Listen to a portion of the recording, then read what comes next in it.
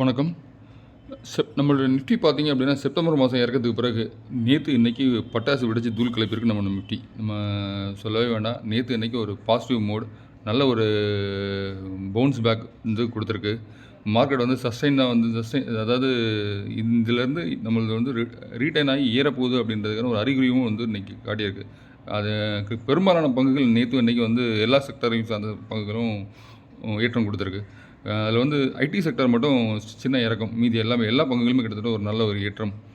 அதில் நேற்று வந்து பார்ட்டிசிபேட் பண்ணாத டிஃபென்ஸ், ரயில்வே அதெல்லாம் வந்து இன்றைக்கி வந்து நல்ல ஒரு பார்ட்டிசிபேஷன். டிஃபென்ஸ்லாம் இன்றைக்கி எடுத்துக்கிட்டிங்கன்னா நிஃப்டி மட்டும் தான் நகரலையே தவிர மிட் கேப் நிஃப்டி, நெக்ஸ்ட் 50 அதெல்லாம் வந்து அடித்து தூள் கிளப்பியிருக்குன்னு சொல்லலாம் இன்றைக்கி நம்ம மார்க்கெட்டில். நிஃப்டி பார்த்தோம் அப்படின்னா இன்றைக்கி ஏற்றம் கொடுத்த பங்குகள் அப்படின்னா இதில் HDFC bank, L and T, Reliance, Shriram finance, SBI bank, Tata steel, power grid, Bharti Airtel, UltraTech cement, so HDFC life, ICICI bank, Axis bank. So இந்த மாதிரி வங்கி பங்கு கண்டிப்பாக வந்த வங்கித்துறை சேர்ந்த பங்குகளும், பவர் துறை சேர்ந்த பங்குகளும், ஃபினான்ஸ் துறை பங்குகளும் வந்து கண்டினியூஸாக வந்து நிஃப்டி வந்து ஏற்றம் கொடுத்துருக்கு. அதில் வந்து டெக் கம்பெனியான Infosys, TCS, tech Mahindra, HCL tech, அப்புறம் வந்து இதெல்லாம் வந்து பார்ட்டிசிபேட் பண்ணல. ஸோ அது வந்து இப்போ ஓரளவு 18 பங்குகள் மட்டும்தான் இன்றைக்கி வந்து இறக்கம். ஆனால் நிஃப்டியை பார்த்தோம் அப்படின்னா 73 புள்ளிகள் வந்து உயர்ந்து வந்து இன்றைக்கி முடிஞ்சிருக்கு. நெக்ஸ்ட் நிஃப்டி பார்த்தீங்கன்னா 982 புள்ளிகள் வந்து இன்றைக்கி ஒரு உயர்ந்து முடிஞ்சிருக்கு. அதே மாதிரி பேங்க் நிஃப்டி பார்த்தோம் அப்படின்னா அதில் ஒரு 388 புள்ளிகள் இன்றைக்கி ஏற்றம் கொடுத்துருக்கு. 49,702 வந்து க்ளோஸ் ஆகிருக்கு. அதே மாதிரி நிஃப்டி வந்து 22,907 வந்து க்ளோசிங் ஆகிருக்கு. இதுலேருந்து வந்து நமக்கு வந்து ரெசிஸ்டன்ஸ் அப்படின்னு எடுத்துகிட்டா 23,050 நெக்ஸ்ட் ரெசிஸ்டன்ஸ். ஸோ இங்கேருந்து ஒரு மூவ் கொடுத்து 23,000 அதை வந்து பாஸ் ஆச்சு அப்படின்னா 23,500 தாராளமாக வந்து கிராஸ் ஆகும். இங்கேருந்து இறங்க சப்போர்ட் பார்த்தீங்கன்னா 22,650 22,700 நெக்ஸ்ட் சப்போர்ட்டாக அவங்க செயல்படக்கூடிய வாய்ப்புகள் வந்து அதிகம். இன்றைக்கி ப்ராடர் மார்க்கெட்டை பார்த்தோம் அப்படின்னா இன்றைக்கி அட்வான்ஸ் வந்து 2,345 பங்குகள் அட்வான்ஸ், டிக்ளைன் வந்து ஒரு 568 பங்குகள் மட்டும் தான் டிக்ளைன். 77 பங்குகள் வந்து எந்த விதமான சேஞ்சஸ் எல்லாம் இருந்தது. அதேமாதிரி 50 ஹை பார்த்தீங்கன்னா 42, லோ வந்து 89. அதேமாதிரி அப்பர் சர்க்கியூட் அடித்த பங்குகள் பார்த்தா நீங்கள் அடிச்சு தூள் கழிப்பிருக்கு. 244 பங்குகள் வந்து அப்பர் சர்க்கியூட், 43 பங்குகள் மட்டும் லோயர் சர்க்கியூட். இன்றைக்கி இது வந்து NSE-யில். பிஎஸ்சியில் பார்த்தோம் அப்படின்னா 3,018 பங்குகள் அட்வான்ஸ், டிக்ளைன்ஸ் வந்து 1,033 தான். இதில் வந்து அன்சேஞ்சு பார்த்தா 115. அப்பர் சர்க்கியூட் வந்து இதில் வந்து 18 காமிச்சிருக்காங்க, லோவர் சர்க்கியூட் வந்து 7 காமிச்சிருக்காங்க. அதே மாதிரி நேற்று வந்து FI வந்து 695 கோடி வந்து உள்ள பை பண்ணியிருந்தாங்க. இன்றைக்கி வந்து நம்ம வீடியோ ரெக்கார்ட் பண்ணுறதுக்கு முன்னாடியே வந்து பையிங் ரேஞ்சில் வந்து இன்றைக்கி இருந்திருக்கலாம் அப்படின்னு தோணுது. இன்றைக்கி கிட்டத்தட்ட ஒரு 1,500 கோடியிலேருந்து 2,000 கோடிகள் கிட்டத்தட்ட வந்து FI பையிங் இருந்திருக்கும்.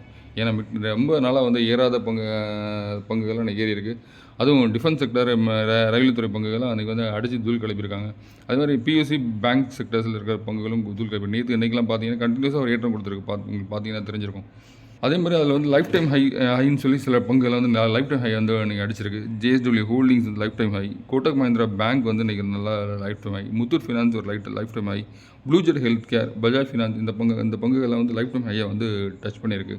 அதே மாதிரி கோல்டு அண்ட் சில்வர் கண்டினியூஸாக வந்து ஏற்றம் கொடுத்துக்கிட்டே இருக்குது. அதே நெக்ஸ்ட் 50ல் பார்த்தோம் அப்படின்னா அதில் வந்து இன்றைக்கி வந்து ட்ரேடான பங்குகள் 42 பங்குகள் வந்து பாசிட்டிவ் க்ளோசிங். 8 பங்குகள் மட்டும்தான் வந்து இன்றைக்கி அதில் வந்து டிக்ளைன் ஆகிருந்தது. அதில் வந்து Trent, united spirits, Godrej properties, Colgate Palmolive, Dabur, Berger paint, Marico, Cholamandalam finance இது மட்டும் தான் வந்து இறக்கம் கொடுத்த பங்குகள். மீதி எல்லாமே அதில் அந்த இதுலேயும் எல்லாமே நிறைய பங்குகள் இன்றைக்கி ஏற்றம் கொடுத்துருந்தது.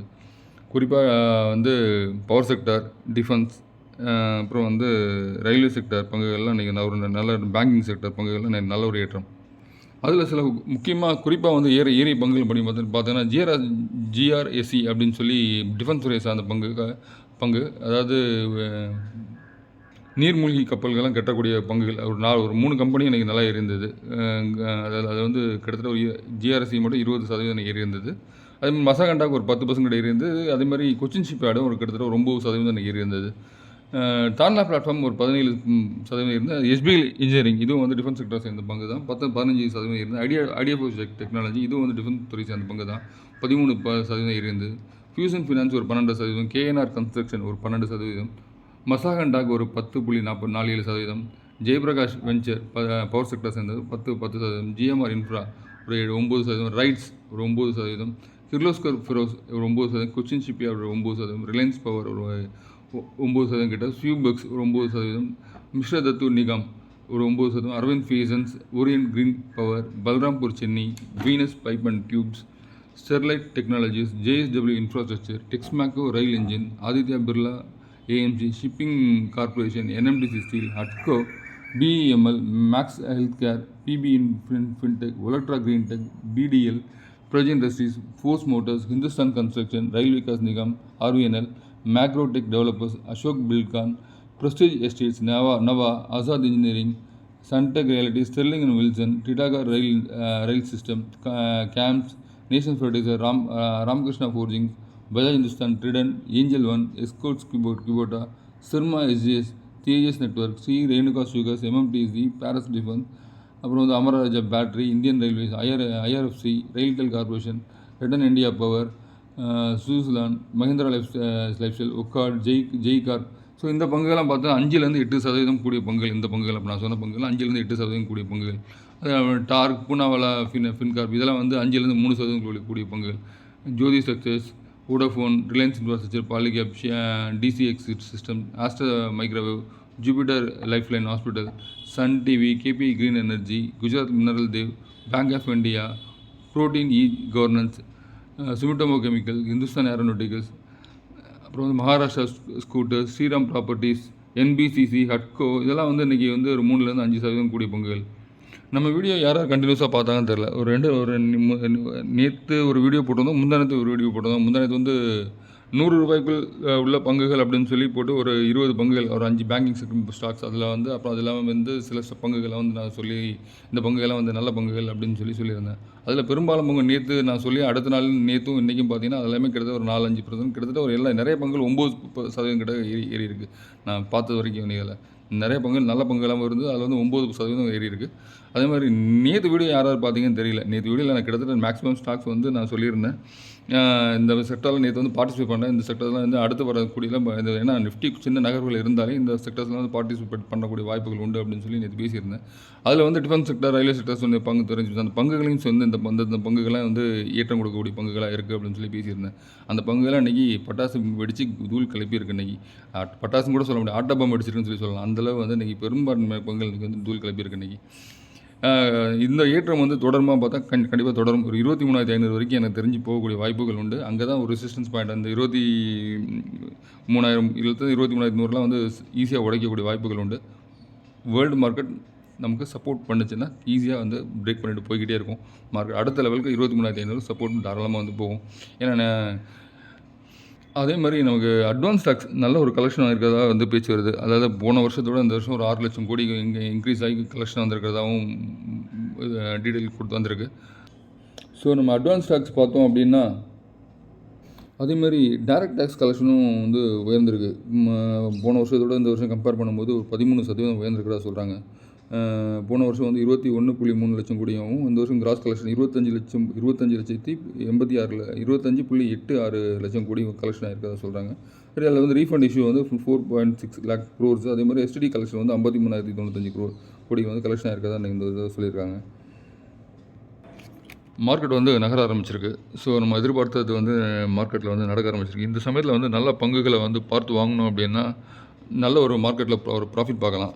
அதை வந்து எப்படி வாங்கி விற்கிறோம் அப்படின்றது ரொம்ப முக்கியமானது. நம்ம வந்து இன்றைக்கி வாங்கிட்டு நாளைக்கே விற்கிறோமா, நான் ஒரு 2-3 நாள் கழிச்சு விற்கிறோமா, ஒரு வாரம் கழிச்சு விற்கிறோமா, இல்லை ஒரு மாதம் கழிச்சு விற்கிறோமா அப்படின்றது ரொம்ப முக்கியமான விஷயம்.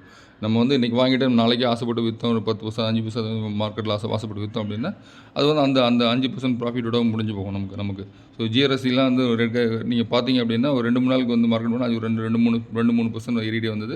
ஒரு 2-3 நாள் கூட 7% கிட்ட, ஒரு 5% கிட்ட ஏறி இருந்தது. 7% உங்களுக்கு கலெக்ஷன் வந்திருக்கும். இன்றைக்கி பார்த்தீங்கன்னா அந்த GRS விற்றவங்களெல்லாம் இன்றைக்கி வந்து பார்த்தோன்னா நம்ம விற்றமே இன்றைக்கி வந்து கையில் பிடிக்க முடியல அப்படின்னு சொல்லி விட்டுருப்பாங்க. இன்றைக்கி அது 20% வந்து ஏற்றம் கொடுத்துருந்தது. அதேமாதிரி அந்த டிஃபென்ஸ் ஸ்டாக் பங்குகள் எல்லாமே BDL எடுத்துக்கோங்க, ரைட்ஸ் எடுத்துக்கோங்க, RVNL எடுத்துக்கோங்க, அதே மாதிரி மசாகான் டாக், அது மாதிரி SBL இன்ஜினியரிங். ஸோ இந்த மாதிரி பெரும்பாலான பங்குகள் நீங்கள் வந்து ஏற்றம் கொடுத்தது. அதெல்லாம் வந்து இந்த மாதிரி ஒரு பெரிய ஏற்றம் கொடுக்கும்போது அதுக்கு அடுத்து நம்ம வந்து லாபத்தை வந்து புக் பண்ணுறது வந்து நல்லது. நம்ம சின்ன லாபத்துக்கு அந்த 2%, 3% லாபம் கொடுத்து பங்குகள்லாம் வந்து விற்றா வந்து அந்த லாபம் வந்து ரொம்ப சின்னதாக இருக்கும். அந்த நம்ம பங்கு வாங்கணும் அப்படின்னா ஒரு 2 நகர்வுகளுக்கு அதை விட்டுறணும். 2% 3% கொஞ்சம் கொஞ்சமாக தான் ஏறும் ஒரு பங்கு. அந்த பங்கு அந்த ஏற்றம் கொடுத்த பிறகு ஒரு 20% 30% ஏற்றத்துக்கு பிறகு நம்ம வந்து அந்த பங்கை வந்து விற்றோம் அப்படின்னா திரும்ப அது ஒரு 5% 6% கலெக்ஷன் இறக்கத்துக்கு வரும். அப்போ அது திரும்ப வந்து நம்ம வந்து வாங்கிக்கலாம். நம்ம வந்து என்ன ஸ்ட்ராட்டஜி எடுத்து நம்ம வந்து மார்க்கெட்டில் ட்ரேட் பண்ணுறோம் அப்படின்றது ரொம்ப முக்கியமான ஒரு விஷயம். டெய்லி ட்ரேட் பண்ணுறோமா, இன்ட்ராடே பண்ணுறோம், அதாவது டெய்லி ட்ரேட் பண்ணுறோமா, வீக்லி ட்ரேட் பண்ணுறோமா, மந்த்லி ட்ரேட் பண்ணுறோமா, இல்லை ஒரு 6 மாதம் 1 வருஷம் கழிச்சு நம்ம ட்ரேட் பண்ணுறோமா, வாங்கி வச்சு ட்ரேட் பண்ணுறோமா அப்படின்றது ரொம்ப முக்கியமான விஷயம் மார்க்கெட்டில். எந்த விஷயத்தை நம்ம தேர்ந்தெடுத்து நம்ம மார்க்கெட்டில் வந்து நம்ம ட்ரேட் பண்ணுறோம் அப்படின்றது ரொம்ப முக்கியமான விஷயம். அதில் வந்து ப்ராஃபிட் எப்படி பார்க்குறோன்றது ரொம்ப முக்கியமான விஷயம். இன்றைக்கி மார்க்கெட்டில் வந்து நிறைய பங்குகள் வந்து விலை இறக்கத்தில் தான் இருக்குது. கிட்டத்தட்ட 35% ஒரு 50% இறக்கத்தில் உள்ள பங்குகள், பெரும்பாலான பங்குகள் இன்னும் இறக்கத்தில் இருக்குது. அதில் வந்து இன்னும் குறிப்பாக சொல்லப்போனால் வந்து அதாவது வாட்டர் ட்ரீட்மெண்ட் செக்டர் ஏறலை, டேட்டா சென்டர் செக்டர் இன்னும் ஏறலை. அதெல்லாம் வந்து இன்னும் ஏறக்கூடிய வாய்ப்புகள் உள்ள பங்கெல்லாம் நான் பார்த்துட்ருக்கேன். அதில் குறிப்பாக ஆனந்த்ராஜ் ஏறலை, ஓரியன்ட் டெக்னாலஜிஸ் ஏறலை, EIL அப்படின்ற ஒரு ஸ்டாக் ஏறலை, வாட்டர் வெபாக் ஏறலை. ஸோ இந்த மாதிரி சில பங்குகள்லாம் வந்து ஏற்றம் கொடுக்காத பங்குகளாக இருக்குது. அதெல்லாம் வந்து நாளடி இந்த வருங்கள். அதே மாதிரி PSU செக்டரை பொறுத்தவரைக்கும் அட்கோ ஏறலை, SJVN ஏறலை, NHPC ஏறலை, IREDA ஏறலை. இந்த மாதிரி சில பங்குகள்லாம் ரெக்கு ஏறலை, பவர் கிரிட் ஏறலை. ஸோ இதெல்லாம் வந்து நீங்கள் இந்த ஸ்டாக்கெல்லாம் வந்து ஐடென்டிஃபை பண்ணி பார்த்து வச்சுட்டீங்க அப்படின்னா எப்போ வந்து எங்கே நகர்வுகள் ஆரம்பிக்குதோ அங்கே வாங்கணும் அப்படின்னா ஒரு நல்ல ஒரு ஏற்றத்துக்கு அந்த பங்குகள்லாம் வந்து நமக்கு ஏற்றம் கொடுக்கும். அதேமாதிரி நம்ம வாட்ஸ்அப் குரூப்பில் யாராவது ஜாயின் பண்ணணும் அப்படின்னா நம்ம வாட்ஸ்அப் லிங்க் குரூப்பில் இருக்குது, ஜாயின் பண்ணிக்கோங்க. தினமும் வந்து காலையில் ஒரு வீடியோ போகிற மாதிரி பார்க்குறேன். அதில் குறிப்பாக வந்து பங்குகள் சார்ந்த வீடியோவாக இருக்கும்னு எதிர்பார்க்கலாம். இங்கே சொல்லப்படுற அதே மாதிரி இங்கே சொல்லப்படுற பங்குகள் எல்லாமே வந்து ஒரு படிப்பினைக்காக மட்டும்தான். நீங்கள் வந்து எந்த பங்கு வாங்கினாலும் சரி, செல் பண்ணணும்னு நினச்சாலும் சரி, யாராவது ஒரு செபி ரிஜிஸ்டர் அட்வைசர் கிட்ட கேட்டுட்டு நீங்கள் ஆலோசனை கேட்டுட்டு நீங்கள் வந்து தாராளமாக பண்ணலாம். அது நான் செபி ரிஜிஸ்டர் அட்வைசர் கிடையாது. நான் எனக்கு தெரிஞ்ச வந்து நான் வந்து உங்கள் யூடியூப்பில் சொல்கிறேன். தேங்க்யூ. நம்மளோட வாட்ஸ்அப் குரூப்பில் ஜாயின் பண்ணிக்கோங்க. தேங்க்யூ.